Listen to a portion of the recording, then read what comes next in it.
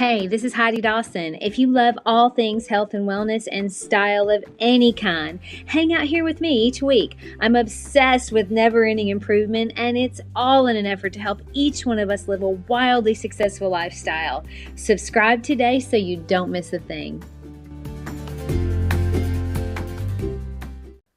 Hi, guys. Welcome to episode 415 of the Wildly Successful Lifestyle Podcast.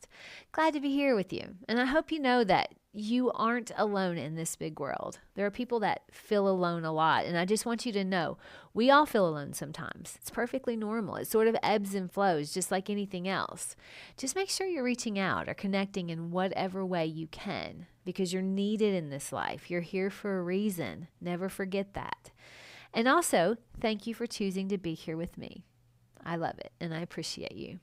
So there are moments in my relationship with my husband, Eric, where I feel incredibly loved. I always feel like he loves me, of course, but sometimes I think, man, he really loves me, and I can feel it. So many times, if he finds out maybe there's a book I want, a day or two later, it'll show up on our front doorstep. He'll never have said a thing. He just knew I wanted it, and so he ordered it. Or how he loves spending time with my family. And he knows I love getting dressed up and going to dinner, and so he'll surprise me by booking one of our favorite restaurants for dinner.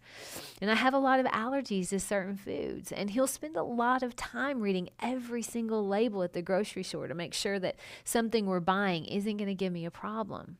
Have you ever given any thought to what it takes for you to feel loved? How about your partner? Do they have any idea of what you need to feel loved? Do you know what your partner needs in order to feel loved? These are big questions that really matter because feeling loved is something we all want. But it's also something that isn't the same for everyone. I have a good friend that she is kind of a perfectionist. Her home always looks like a model home, like nobody lives there. It doesn't seem like anyone lives there. And that's how she likes it. And she's got kids. She told me that the favorite thing her husband could ever do for her was to pick up his clothes or do the grocery shopping or run an errand for her. She said that is what makes her feel the most loved by him. I couldn't understand that even if I tried because that isn't something that would make me feel anything, let alone loved. She said, oh, yes, that's her main love language. She was talking about her love language. Now, this was a lot of years ago, but she said she had learned her love languages from a book that they read at her church called It's called The Five Love Languages. That's the name of the book. So, of course, I love to read, and that sounded very interesting. So I read the book she was talking about, and I went and got it. It's The Five Love Languages if you want to look it up. But I found it so interesting.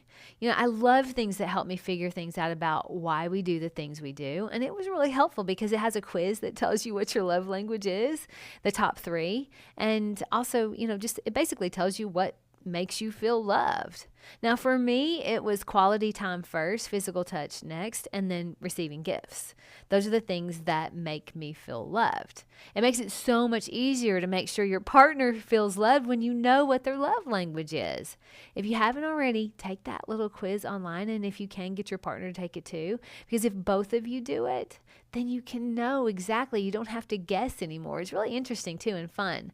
The thing is that if you marry someone with similar love languages as yours, then those come very natural to you. Now, Eric, my husband, and I have our top 2 are the same, quality time and physical touch.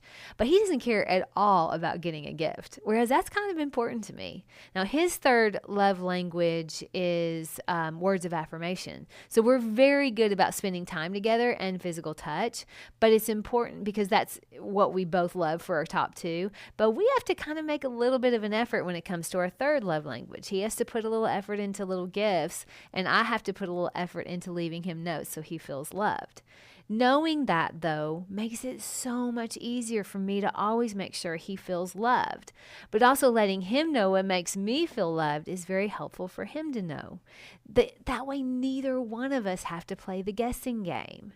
My challenge to you is to think about when you feel the most loved by your partner. What is it that makes you feel so loved? It really is a good thing to know, but it's also a good thing to share with them so they don't have to guess. If you aren't sure, take the free quiz online, the 5 love languages quiz. That will let you know what your top 3 are, and then you can share it with your partner. But first, share this with 3 people you want to make sure feel loved. I love you guys. I'll talk to you in a few days. Don't forget to subscribe and share with your friends because we're just going to keep going bigger and better places together, and I love that about us. Talk to you in a few days.